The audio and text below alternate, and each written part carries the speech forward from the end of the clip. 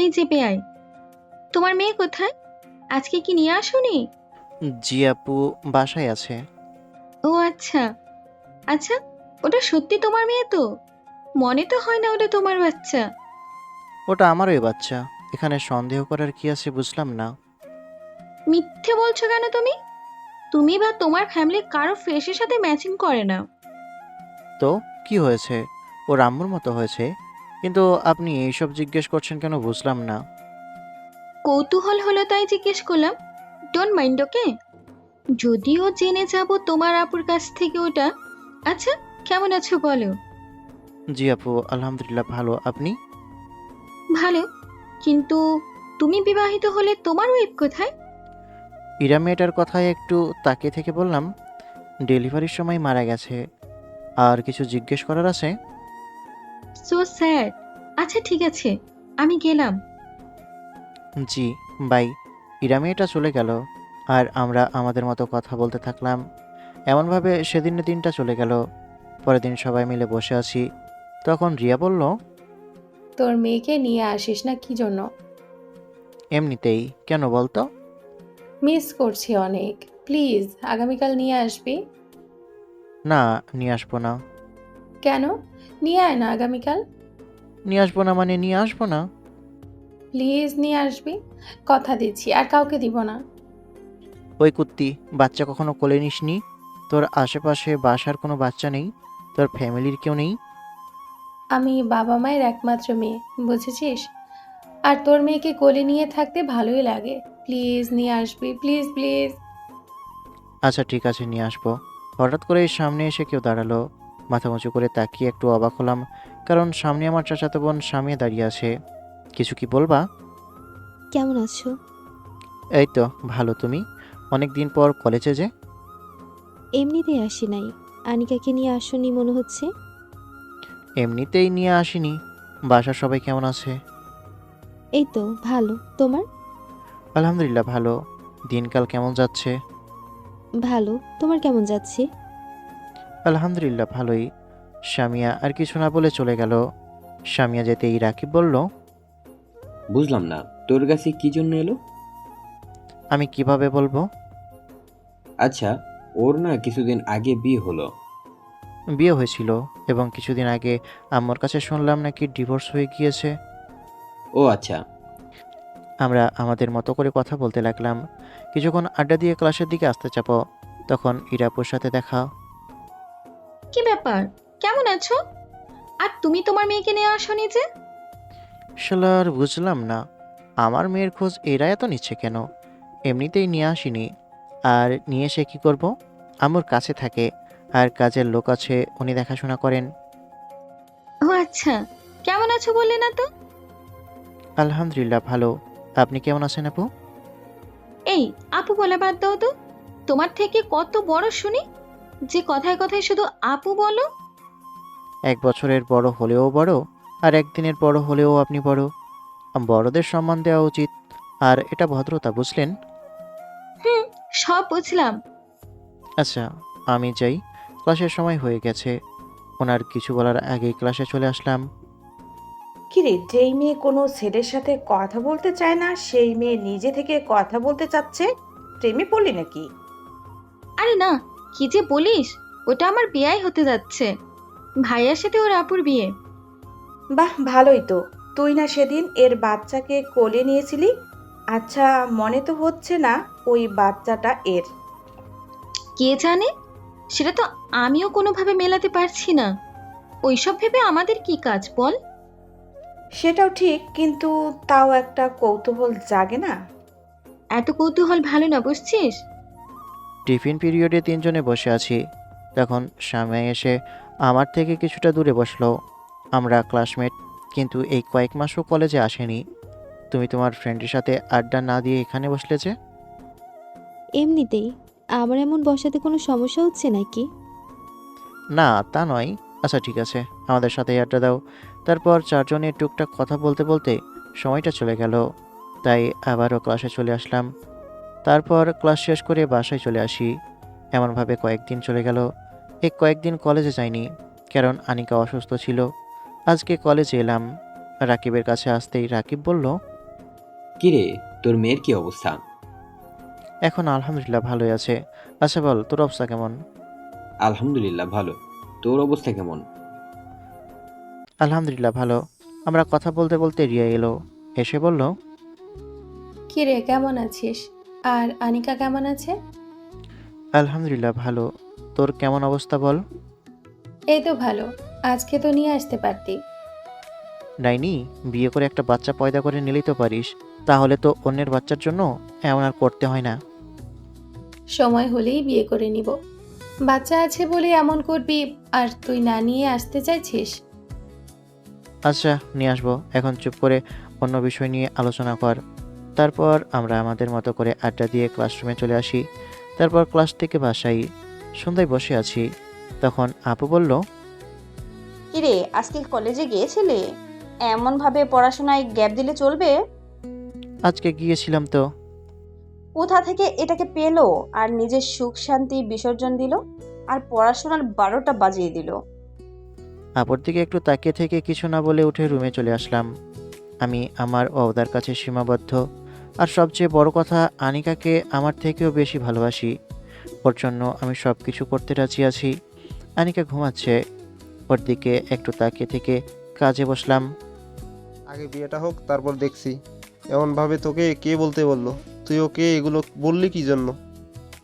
আমি তো ওকে ওর ভালোর জন্যই বললাম। আর আমি খারাপ কি বললাম শুনি? প্রথমে বলে কিছু হয়নি, আর তুই ওকে এখন এগুলো বলছিস? সব ঠিক আছে, তাই বলে কি অন্যের বাচ্চার জন্য নিজের সুখ শান্তি বিসর্জন দেবে? নিজের ক্যারিয়ার ধ্বংস করবে? ওর ফ্যামিলি তো বাচ্চার দায়িত্ব নিল না, তাহলে ও কি জন্য নেবে? আপুর এমন কথা শুনে বাইরে এসে বললাম, তোমরা মেয়েরা বন্ধুত্বের কি বুঝবা? আর আমার ভালো খারাপ নিয়ে তোমাকে না ভাবলেও চলবে। আর সামনে তোমার বিয়ে, ওগুলো নিয়ে ভাবো। আমার ভালো খারাপ আমি বুঝবো। আর যদি আনিকাকে নিয়ে তোমাদের এতটাই প্রবলেম হয়ে থাকে, তাহলে ওকে নিয়ে আমি অন্য কোথাও চলে যাচ্ছি। পাগল হয়ে গেলি নাকি? কি সব বলছিস? অনেক বড় হয়ে গেছিস, তাই না? তো আমাকে কি তোমার ছোট মনে হয়? আচ্ছা, তোমার কেন এত ব্যথা হচ্ছে আমি বুঝলাম না। তোমার খাই না পড়ি যে এগুলো বলো? আমি আমার বাবার টাকায় খাই।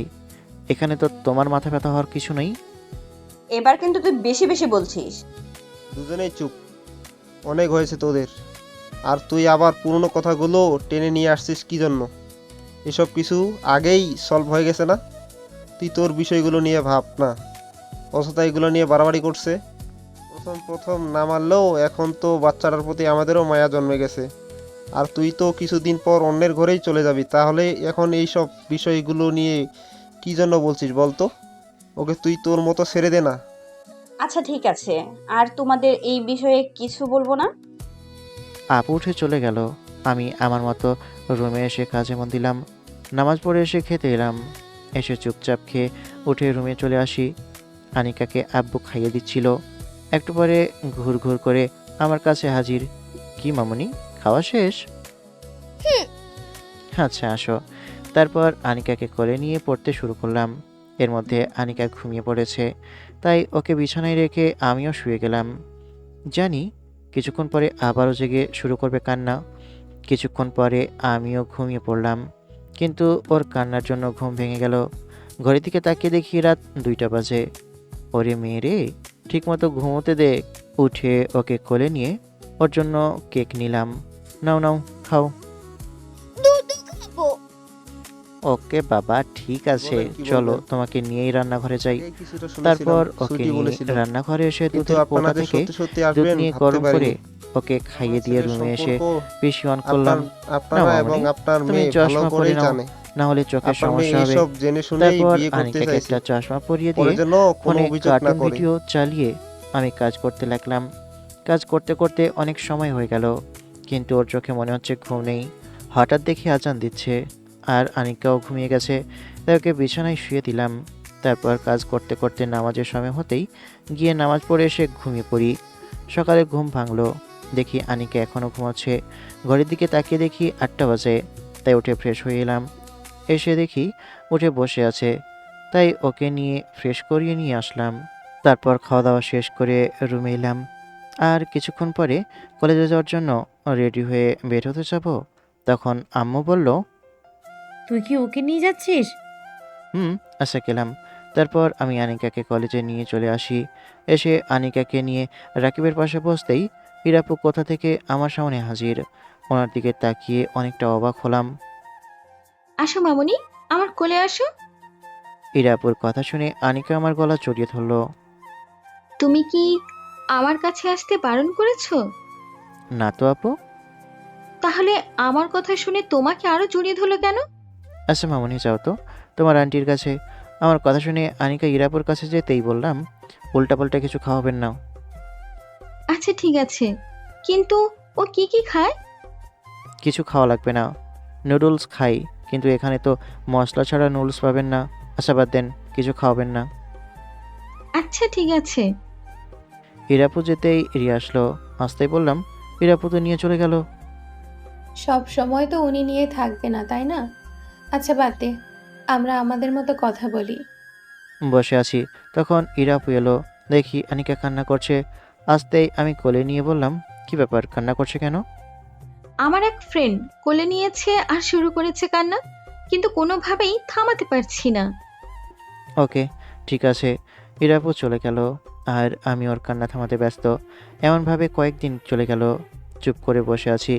তখন আপু বলল, তুই কি আমার উপর এখনো রেগে আছিস? আমার সাথে তেমন কথা বলছিস না। আচ্ছা, সেদিনের জন্য সরি। আমি কিছু মনে করিনি। কোথায় তোমার সাথে কথা বলি না? বলছি তো তোমার সাথে কথা। আর তোমার উপর রাগ করবো কি জন্য? আমি তোমার উপর রাগ করিনি। আমি যেমন থাকি, যেমন কথা বলি, তেমনই তোমার সাথে কথা বলি, তাই না? কোথায় তুই আমার কথা বলছিস? আরে তুমিও ছোট বাচ্চাদের মতো কথা বলছো। তুমি কি বলতে চাইছো তোমার সাথে আমি এখন মারপিট করব? তেমন না, আমি কি সেটা বলেছি নাকি? না, তোমার কথা শুনে তো সেটাই মনে হচ্ছে। আচ্ছা আসো, মারপিট করি। না থাক, তার প্রয়োজন নেই। না আসো, তোমার কিছু চুল ছিঁড়ে দিই। এমনভাবে আপুর সাথে কিছুক্ষণ কথা বললাম। এমনভাবেই অনেকটা দিন চলে গেল। আজকে আপুর বিয়ে, বাসা ভর্তি গেস্ট, বরযাত্রী এখনও আসেনি। আমি কাজে ব্যস্ত। রিয়া আনিকাকে নিয়ে আছে। ছোট চাচ্চুর বাসা থেকেও সব আসছে। কিছুক্ষণ পরে বরযাত্রী এলো। দুপুরে রিয়ার একটা মেসেজ দেখে ছাদে গেলাম। গিয়ে দেখি সামিয়া আনিকাকে নিয়ে আছে, কিন্তু আনিকা কান্না করছে। আমি গিয়ে বললাম, কি ব্যাপার, ও কান্না করছে কেন? সেটা তো আমিও বুঝতে পারছি না। আচ্ছা তুমি ওকে আমার কাছে দাও। স্বামীর কাছ থেকে নিতেই চুপ হয়ে গেল। ও তোমার কাছে আছে সেজন্য কান্না করছে। দেখো, আমি নিতেই কেমন চুপ হয়ে গেল। আমার রুমে ঢুকতে যাব, তখন লাগলো কার সাথে ধাক্কা। ও আরে দেখে শুনে রুমে ঢুকতে পারেন না? সামনে তাকিয়ে দেখি ইরাপু। আপনি আমার রুমে কেন? একটু ওয়াশরুমে গিয়েছিলাম। ওকে, ঠিক আছে। অনিকা কি ঘুমিয়ে গেছে? না, ঘুমাইনি। ইরাপুর কণ্ঠ শুনে আনিকা ওনার দিকে তাকিয়ে আম্মু আম্মু বলে ঝুঁকে পড়লো। ওর এমন কাণ্ডে আমি একদম থ হয়ে গেছি। এই মেয়ে বলে কি? মামুনি, তুমি এগুলো কি বলছো? আপনি এগুলো ওকে শিখিয়েছেন? আমি কিছু শেখাইনি। আমি কিভাবে বলবো আমাকে আম্মু কেন বলছে? আপনি এটা মোটেও ঠিক করেননি। আমি কিছু করিনি, গড প্রমিস। এসব শিখানোর কি প্রয়োজন ছিল বুঝলাম না। ওখান থেকে আসতে যাব, তখন ইরাপু বলল, ওকে আমার কোলে দিয়ে দাও। পাগলের পেট খারাপ তো। আপনি যা শিখিয়েছেন আর না জানি কি কি বলবেন তার ঠিক নেই। আপনাকে আর দিচ্ছি না। আর কিচ্ছু বলবো না, আমার কাছে দিয়ে দাও প্লিজ। ইরাপুর কথা শুনে ওনার দিকে তাকিয়ে বললাম, আপনাকে দিচ্ছি না। রিয়াকে দেখে ওর কাছে গিয়ে বললাম, এই নে, আর ওকে কাউকে দিবি না, কাউকে না, বুঝেছিস? আচ্ছা ঠিক আছে, কাউকে দিব না। এটা ডাইনি ওকে আম্মু বলতে শিখিয়েছে, আর দেখে আম্মু আম্মু শুরু করেছে। আমি এত বললাম যেন আমাকে আম্মু বলে, কিন্তু আমাকে বললো না। নিশ্চয়ই আপু জাদুটো না জানে, না হলে কিভাবে এত তাড়াতাড়ি আম্মু বলাতে শিখিয়ে দিল। তোর মেয়ের আম্মু হিসেবে ইরা আপুকে পছন্দ হয়েছে, বোঝাই যাচ্ছে। এসব আবল তাবল না বকে যা বললাম তা কর। আর আমি কাজে গেলাম। তা ঠিক আছে, কিন্তু ওকে কি কিছু খাইয়েছিস?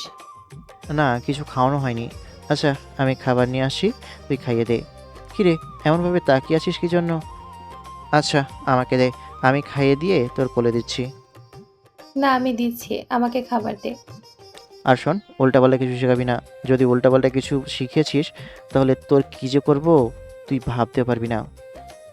আচ্ছা ঠিক আছে, কিছুই বলবো না। আচ্ছা, খাবার দিয়ে যা, আমি খাইয়ে দিচ্ছি। আমার রুমে নিয়ে যা, আমি খাবার নিয়ে আসি। রিয়া চলে গেল। আর আমি আবার আমি খাবার নিয়ে আসতেই দেখি ইরাপু আছে। এই, আপনি এখানে কেন?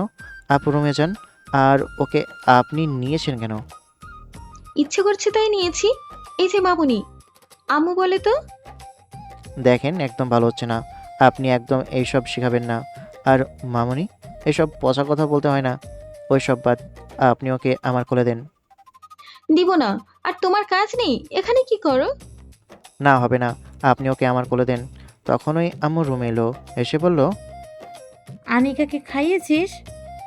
দেখেন না আন্টি, আমি আনিকাকে কোলে নিয়ে আছি, কিন্তু আপনার ছেলে নিতেই দিচ্ছে না, আমার থেকে নিয়ে নিচ্ছে। কেন নিচ্ছিস কেন? নিয়ে আছে, থাক না।